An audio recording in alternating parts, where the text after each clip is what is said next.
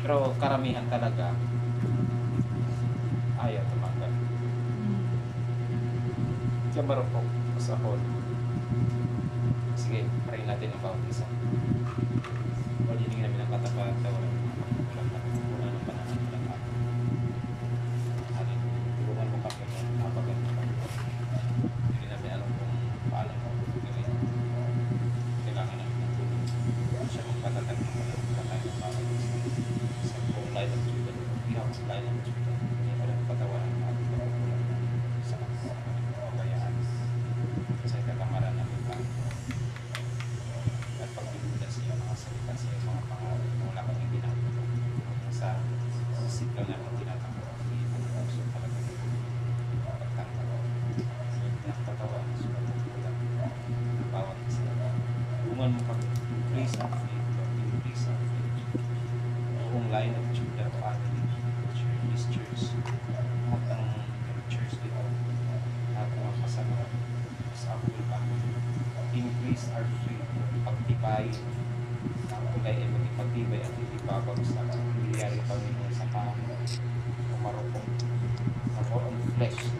Na natin. Refine us. 5 verse 5. Increase our faith. Strengthen our faith. Yung masikir o magkanda. Masikir o everyone who has bata ng mga age bracket. By mga bawat isa. Naman para tayo sa Panginoon walang pagdududa. Pagtiwala sa iyo. Sa sarili ka tayo natin. Lalo na Lord, ginawa mo kami palalim ang bawat isa.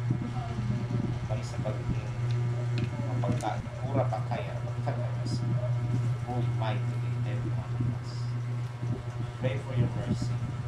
Strengthen our faith. Strengthen Lord pagkakaisa ng bawat isa. Unity, prayer, unity.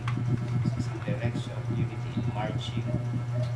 Nag-isyento maging parang isang shikarabas sa karapakala. Unity in your will, God. Among your spirit, magkakasama-sama pa. Selfless, nameless, faceless. Yarabas shakarabas. Guide us, Holy Spirit. Help us, Lord. Na the more mapagkatiwalaan ang bawat isa tayo. Ang movement na pinagkaloob mo. Yung masuburo na siya para kasi multiply and to compare, Lord. Declare it in Jesus' name. Amen.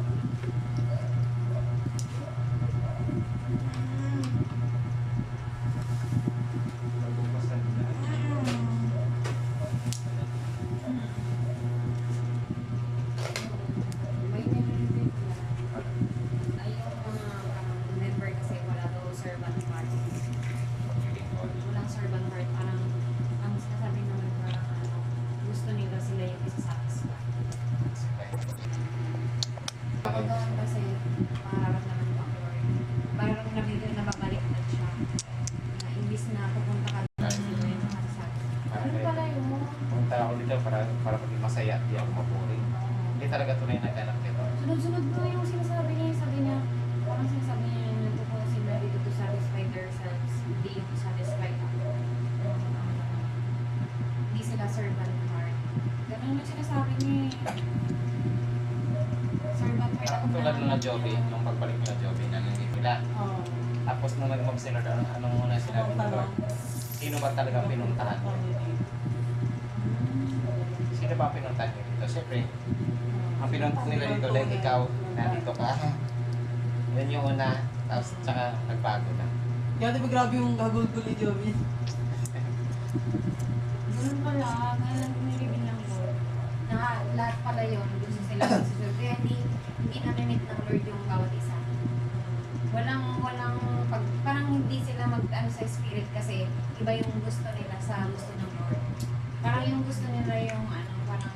I-remind mo ako niyan sa Sunday ha, at sa overnight. Clear night, ipalo up namin ni Joby. Yung prompting niya, parang